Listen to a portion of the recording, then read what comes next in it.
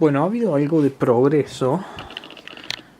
Esta es la de prueba que le digo yo, que es el mecanismo que básicamente nos sirve. El cabezal tiene una rata bastante fiera. Esto en realidad, el soporte este está roto. Bueno, no le gustó. Quieto. Cuestión. Esto estando, recién tuve una pequeña imagen de unas barras de colores de un VHS que puse.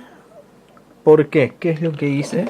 No le puse, como verán, el mecanismo de carga para poder poner un VHS de la forma pura y dura.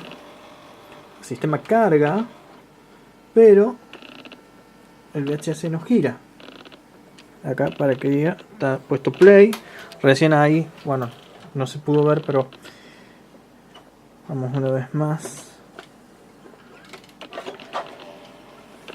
A ver. Tele.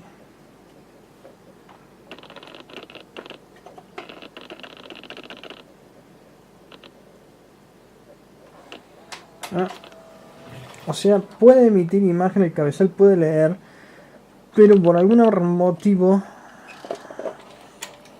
la falla está en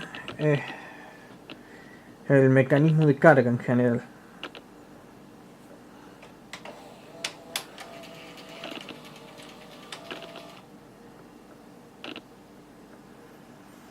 Así que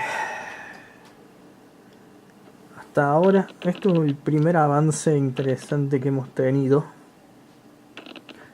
Estoy revisando que no me haya olvidado conectar algo, pero también estuve revisando la placa y la verdad que está impecable. Los potenciómetros, perdón, los capacitores no tienen absolutamente nada. No se ve ningún tipo de pérdida.